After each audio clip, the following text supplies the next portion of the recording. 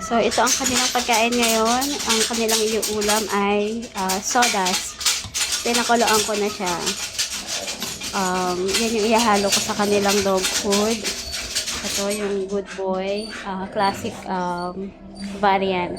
Wala na kasing order na original flavor. Pero okay naman siya.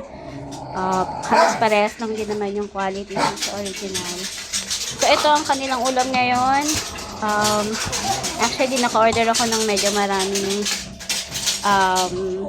sodas. At meron pa sila dito sa ref. So, ayan. Yan, kanila lahat yan. Maliban dito sa beef. Kasi, lulutuin ko to sa Sunday. So, yun yung para sa akin. Ito yung para sa kanila. So, ayan lang. Ang laman ng aking ref. And, kakain na sila ngayon kasi 5 na. Mag-prepare na ako.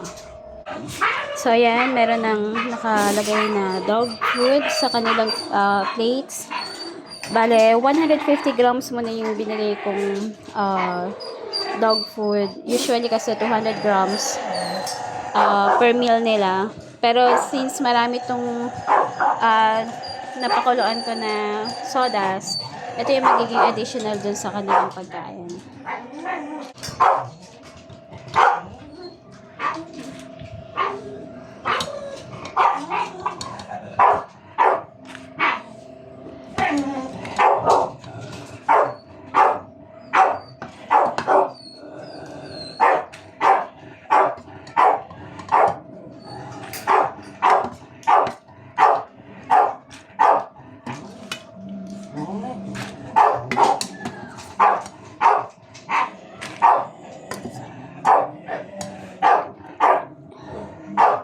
So, ayan, may natira pa. Pang snacks na lang siguro nila yung natira. Sobrang dami na. So, ayan, kakain na sila.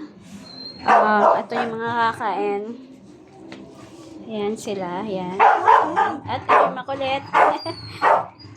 Tinali ko muna kasi makulit. Tinaaway niya si Digong. So, ayan, kakain na sila. So, ayan, nahalo ko na. Tingin ko kailangan lagay ko na lang din itong sa ibabaw nila, pang toppings.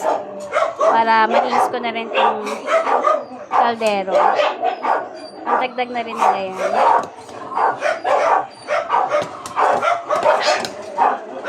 So, yun, excited na sila.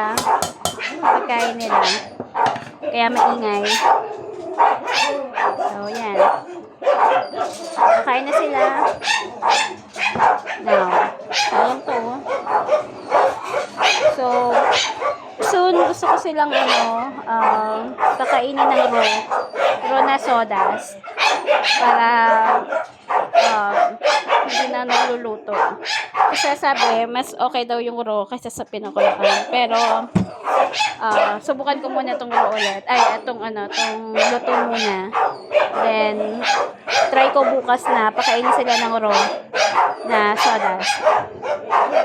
So, ayun, tapos na kumain agad si Digong. Si Bududus mauubos na. Si Marcel ubos na rin. Si Ro ubos na. Ang dalawa yun, nag-aaway na. Uy, kain ka na, baby, kain na.